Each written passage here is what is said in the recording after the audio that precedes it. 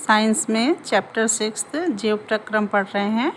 Last time में हमने जंतुओं में परिवहन या अर्थात मनुष्य में परिवहन के बारे में पढ़ा था कि किस प्रकार मानव में परिवहन, भोज्य पदार्थों का परिवहन या उत्सर्जी पदार्थों का परिवहन, गैसों का परिवहन होता है।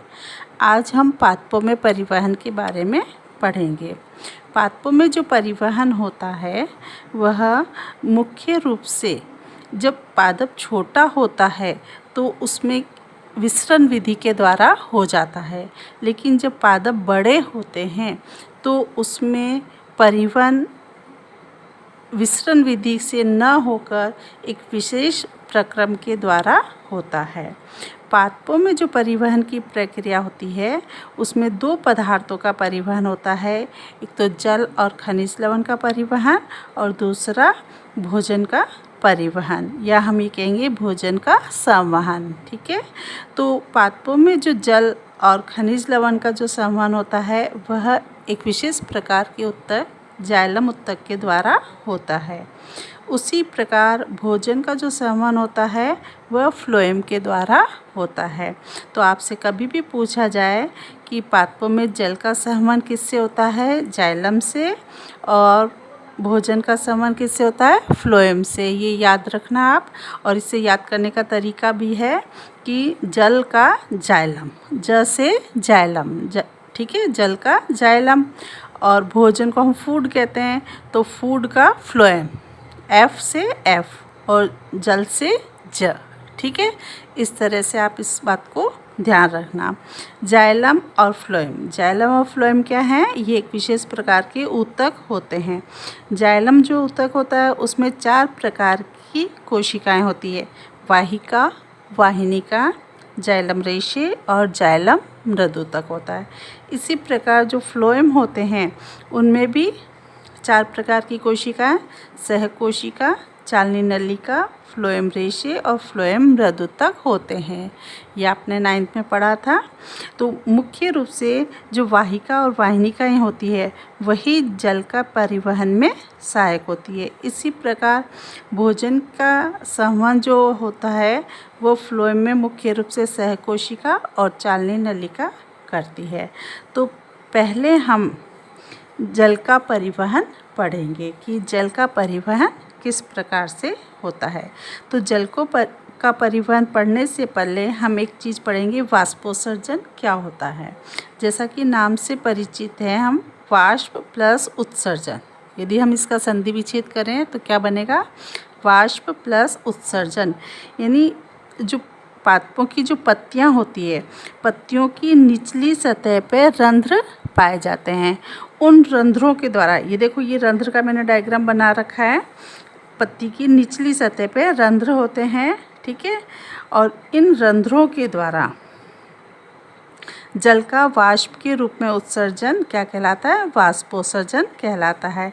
या फिर हम ये भी कह सकते हैं कि पत्तियों के रंध्रों के द्वारा जल की हानि को वाष्पोत्सर्जन कहते हैं।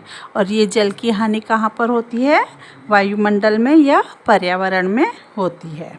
ठीक है, तो जो जल का परिवहन होता है मुख्य रूप से वाष्पोत्सर्जन पर डिपेंड करता है।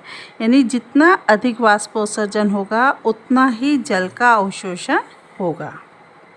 तो वाष्पोत्सर्जन में सबसे पहले इसका क्या कार्य होता है, जल का वाष्प के रूप में उत्सर्जन, और दूसरा वाष्पोत्सर्जन के द्वारा वायुमंडल में ताप का नियमन होता है, ताप का नियमन करता है चारों ओर का, जिससे ताप नियत बना रहता है। ठीक है, तो अब इसमें जल का परिवहन कैसे होता है। तो जल के परिवहन में हम ये कहेंगे कि जैसे जो ये पत्तियाँ होती है, ये मैंने एक पादप का डायग्राम बनाया है, जड़ें हैं और ये जाइलम और फ्लोएम बना है और ये पत्ती है। ठीक है, तो पत्तियों के रंध्रों के द्वारा जल का निष्कासन हो जाए, वाष्पोत्सर्जन होगा, और जैसे ही वाष्पोत्सर्जन होगा तो इसमें क्या होता है कि ये जो जल होता है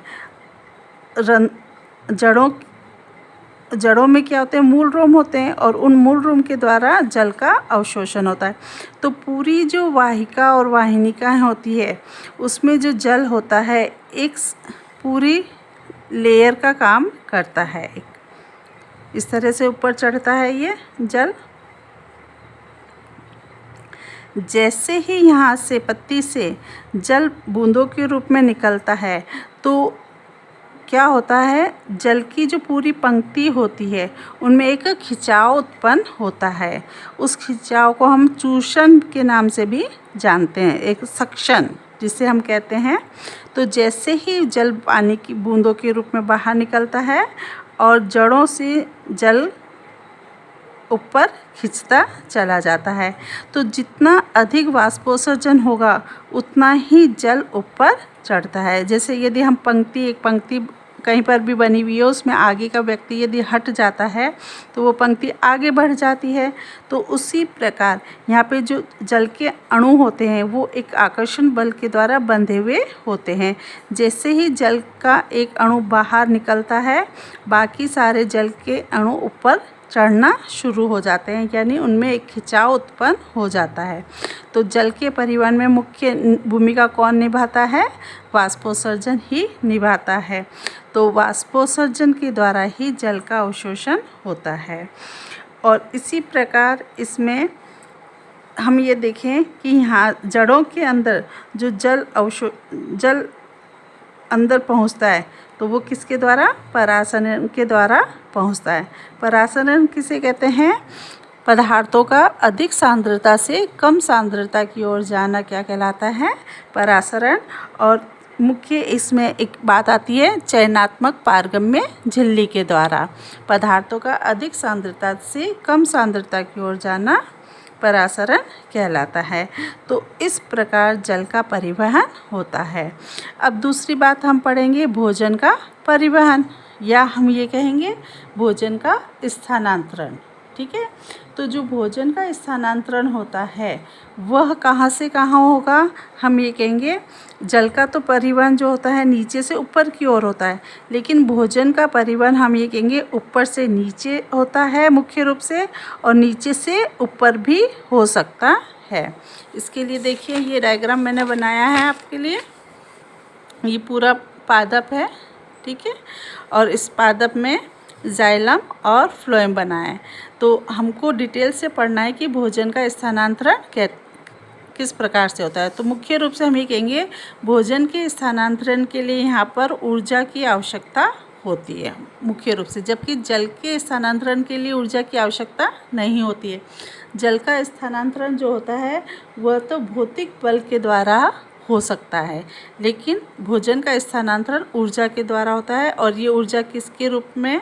एटीपी के रूप में काम में ली जाती है। ठीक है, तो इस प्रकार ये जाइलम और फ्लोएम है। ठीक है, पत्ती अपना भोजन बनाती है। हमको पता है पत्तियां भोजन बनाती है, और पत्तियों का जो भोजन होता है वह पादप के पूरे भागों में पहुंचता है, ऊपर से नीचे भी पहुंचता है, और साइड में जो शाखाएं होती हैं वहाँ पे भी पहुंचता है, सभी जगह भोजन पहुंचता है। तो इसमें जो भोजन किस प्रकार से पहुंचता है तो उसके बारे में हम ये देखेंगे। तो मुख्य रूप से भोजन के परिवहन में कौन सहायक होता है? फ्लोएम होता है। जैसा कि मैंने पहले बताया, फ्लोएम फूड का परिवहन या स्थानांतरण करता है। और इसमें फ्लोएम में कौन सी दो कोशिकाएं हैं? चालनी नलिका और सह कोशिका कार्य करती है। अब इसमें सबसे पहले क्या होता है, इसमें जो भोजन का निर्माण होता है वो किसके रूप में होता है? ग्लूकोज के रूप में होता है। और ग्लूकोज जो होता है वो किस में चेंज हो जाता है? सुक्रोज में परिवर्तित हो जाता है। जब सुक्रोज में परिवर्तित हो जाता है और इसमें निरंतर ग्लूकोज का निर्माण होता जाता है तो और वह सुक्रोज में परिवर्तित हो जाता है, तो वो क्या होता है कि पत्तियों से सुक्रोज कहाँ पर आ जाता है? सहकोशिका और चालनी नलिका में आ जाता है। तो यहाँ पर जब सुक्रोज इकट्ठा हो जाता है तो सुक्रोज की क्या होती है? सांद्रता अधिक होती है।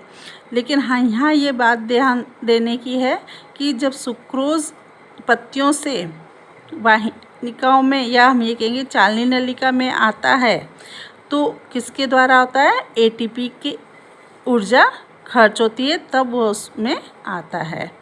अर्थात ऊर्जा का व्यय होता है तभी वह स्थानांतरित होता है। और यहाँ जब फ्लोएम में आ जाता है तो यहाँ सुक्रोज़ की मात्रा बढ़ जाती है।